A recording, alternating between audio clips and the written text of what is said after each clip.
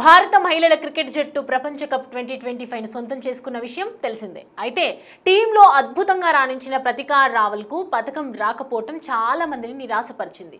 Scene cut చేస్తే ప్రధాని మోదీని కలిసేందుకు వెళ్లిన క్రమంలో ఒక అద్భుతం జరిగింది. టీం సభ్యులతో తీసుకున్న ఫోటోలో ప్రతికార్ మెడలో ఐసీసీ ప్రపంచ కప్ ఛాంపియన్ పతకాన్ని వేసుకొని కనిపించింది. అది ఎలా సాధ్యమైందో ఇప్పుడు చూద్దాం. వన్డే ఉమెన్స్ వరల్డ్ కప్ లో నాకౌట్ పర్ఫార్మెన్స్ అందించింది ప్రతికార్ రావల్. కేవలం కష్టపడటం, మంచి ప్రతిభ ఉండటమే కాదు, అదృష్టం కూడా కలిసి రావాలి అంటారు మన పెద్దలు. ఆ మాట ప్రతికార్ రావల్ విషయంలో నిజమే అని నిరూపించింది. ట్రోఫీలో మంచి బ్యాటింగ్ తో అత్యధిక పరుగులు చేసినప్పటికీ ప్రతికార్ రావల్ కు మెడల్ దక్కలేదు. ప్రతీక స్థానంలో ఆడిన షెఫాలి వర్మకు వరించిన పథకం. దీనికి కారణం ప్రతీక సెమీఫైనల్, ఫైనల్ మ్యాచ్లకు ముందు తీవ్రంగా గాయపడటమే.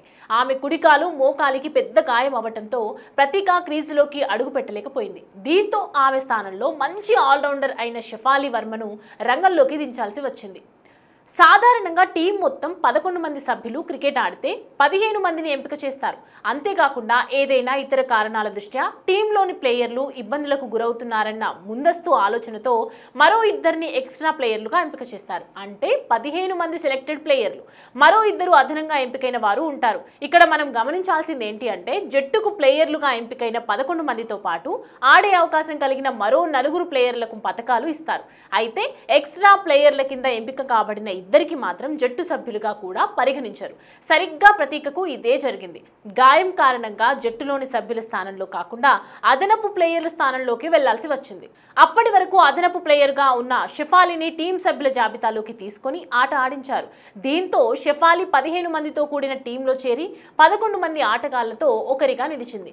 దీంతో గెలుపు తర్వాత పథకం ఆమెకు వరించింది. ఈ లెక్కన షెఫాలి ఆట ఆడకపోయినా 15 మంది సభ్యులతో కూడిన జట్టులో ఉంటుంది కనుక పథకం వరించినట్లు అన్నమాట. అయితే ప్రతికార్ రావల్ నిరాశను భర్తీ చేయడానికి ఆల్రౌండర్ అమన్జోత్ కౌర్ తన పథకాన్ని ప్రధాని మోదీ సమక్షంలో ప్రతికార్ మెడలో వేసింది. అలా ప్రధానితో దిగిన ఫోటోషూట్ లో అమన్జోత్ కౌర్ పథకం లేకుండా కనిపించడం, అదే సమయంలో ప్రతికార్ రావల్ మెడలో పథకం ఉండటం అందరినీ ఆశ్చర్యానికి గురిచేసింది.